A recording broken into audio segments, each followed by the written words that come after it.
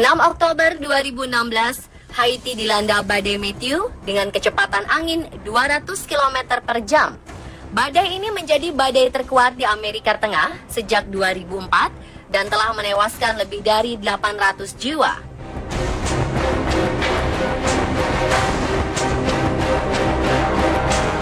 Sebelumnya, 5 Oktober 2016, kota Busan di Korea Selatan juga diterjang badai Chaba. Tercatat 6 korban tewas pada bencana yang terjadi di semenanjung Korea ini. Mungkin banyak yang bertanya-tanya, mengapa badai yang membawa penderitaan ini memiliki nama yang bagus dan unik ya?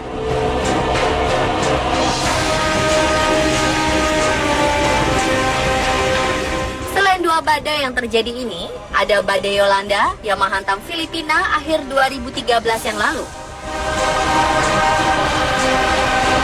Ada juga badai Katrina yang meluluhlantarkan Amerika pada 2011 lalu. Kemudian ada badai Sandy, Ophelia, Paula, dan badai lain dengan nama yang indah didengar. Mengapa nama-nama tersebut dipilih untuk menjadi nama sebuah badai atau topan? Bagaimana sejarahnya? Malam ini, On The Spot akan membahasnya.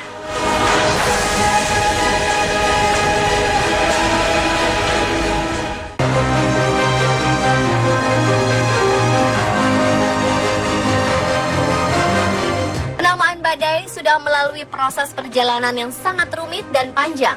Awalnya, badai dinamakan berdasarkan kecepatan, letak lintang dan bujur lokasi badai, atau nama kode-kode militer.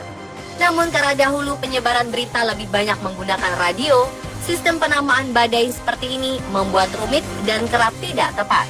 Peristiwa badai seperti ini harus segera disebarluaskan, agar penanganan bencana dapat segera ditanggulangi.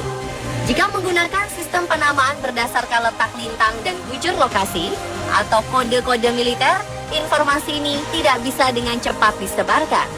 Dari sinilah beberapa orang menggunakan nama untuk mengidentifikasikan badai. Awalnya nama yang digunakan masih sembarangan. Sebuah badai di Laut Atlantik misalnya. Badai ini dinamakan badai Angel karena menerjang kapal besar bernama Angel. Kemudian masyarakat juga memakai nama-nama orang suci Katolik yang ulang tahunnya berdekatan dengan terjadinya badai. Misalnya badai Santa Ana yang terjadi pada 26 Juli 1825 di Puerto Rico, Meksiko. Ketika itu badai menghantam Puerto Rico bertepatan dengan perayaan ulang tahun Santa Ana yang ditetapkan pemerintah Meksiko. Jika dua badai terjadi di tanggal dan bulan yang sama, bisa dinamakan dengan nama badai sebelumnya. Misalnya, badai San Felipe yang menghantam Puerto Rico pada tanggal 13 September 1876. Lalu Puerto Rico diserang badai lagi tanggal 13 September 1928. Badai itu diberi nama Badai San Felipe II. Di tahun 1900-an, nama wanita lebih banyak digunakan untuk badai dibandingkan dengan pria. Supaya penamaan badai ini lebih tertib, para meteorologis yang tergabung dalam World Meteorological Organization atau Organisasi Meteorologis Dunia menyusun daftar nama badai sesuai dengan alfabet huruf.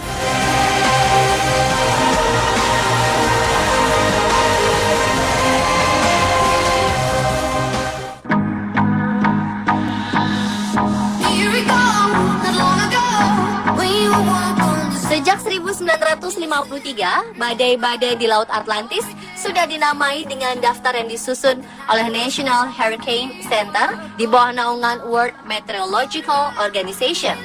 Kebanyakan nama yang didaftar adalah nama wanita. Baru pada 1979, nama pria mulai muncul sebagai alternatif.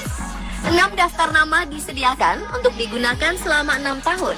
Kriteria nama yang dimasukkan adalah bisa membantu mengidentifikasi setiap siklon dengan mudah.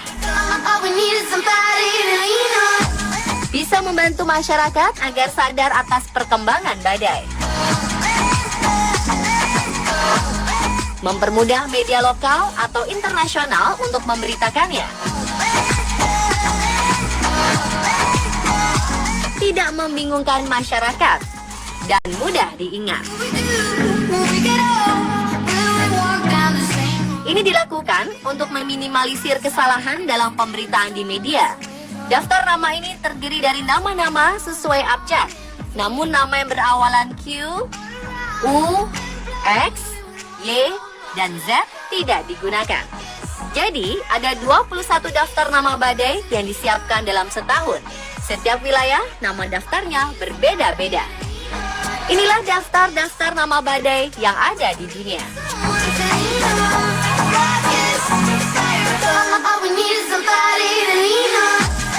Dalam setahun, badai yang pertama kali terjadi adalah badai dari huruf A. Jadi, badai Matthew adalah badai yang ke-17 yang terjadi di wilayah Laut Karibia dan sekitarnya di tahun 2016 ini. Nama-nama ini akan dirotasi selama 6 tahun. Jadi, daftar nama di tahun 2016 akan dipakai lagi pada 2022 mendatang. Namun nama badai yang memakan banyak korban akan diganti dengan nama baru agar tidak menimbulkan trauma kepada para korban. Misalnya badai Katrina yang terjadi di Amerika Serikat, badai Mitch di Honduras, dan badai Tracy di Darwin. Pergantian nama dilakukan melalui pemungutan suara oleh World Meteorological Organization.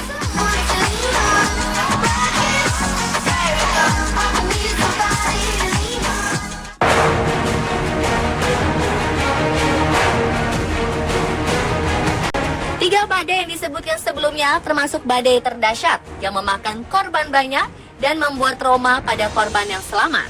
Badai Katrina melanda wilayah Tenggara Amerika Serikat pada 24 hingga 31 Agustus 2005. Lebih dari 200.000 km persegi wilayah Amerika Serikat rusak, termasuk diantaranya Louisiana, Mississippi, Alabama, Florida, dan Georgia.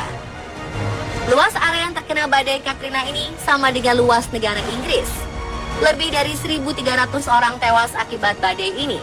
Pemerintah Amerika Serikat mengumumkan kerugian sebesar 150 miliar dolar Amerika atau sekitar 2.000 triliun rupiah pada waktu itu.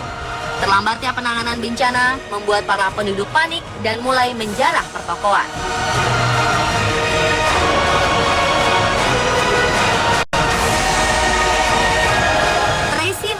Siklon tropis yang menghancurkan kota Darwin, Australia pada malam Natal 24 hingga 25 Desember 1974. Badai ini menewaskan 71 orang dan menghancurkan 70% bangunan di kota Darwin. 49.000 orang kehilangan rumah hingga harus dievakuasi. Setelah badai ini reda, kota Darwin dibangun kembali, namun sebagian penduduknya tidak ingin kembali ke kota itu karena trauma.